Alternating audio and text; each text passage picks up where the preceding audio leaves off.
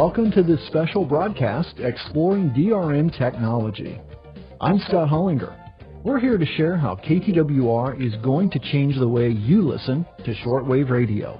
Our new transmitters use digital radio mondial technology, or DRM for short. DRM provides a strong, clear signal so you can enjoy the broadcasts of KTWR. You don't have to guess about God's will. The Bible has so much to say about understanding God's will.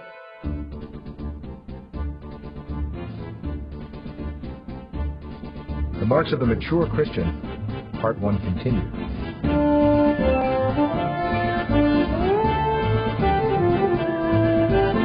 Welcome to Air Jaren. This broadcast is produced by Global Radio Ministries and Jaren Ministries International. The teaching series we are in is the New Testament book of Colossians, examining Paul's pastoral prayer in the book of Colossians. Marked for life. Colossians 1:9-14.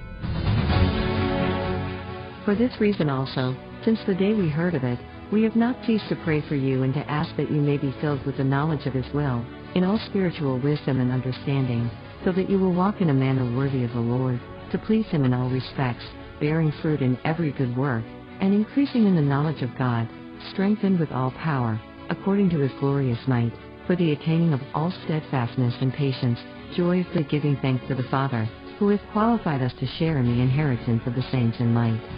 For He rescued us from the domain of darkness, and transferred us to the kingdom of His beloved Son, in whom we have redemption, the forgiveness of sins.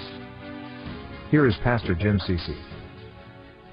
All of you, would you turn, please, 5 books over to Titus chapter 1. Just turn right at Colossians. Titus chapter 1.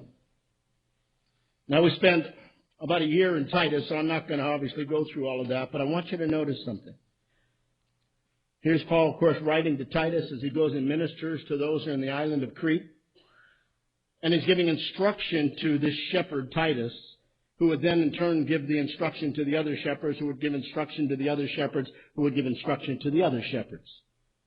So he sets the pattern for discipling godly leaders. And in Titus chapter 1, verse 1, he says, Paul, a bondservant of God and an apostle of Jesus Christ, for the faith of those chosen of God and the knowledge, the epignosis of the truth which is according to godliness. He's setting out these pastoral priorities, but really it's the priority of every shepherd, every leader, every minister, every parent, every grandparent, anybody who disciples another.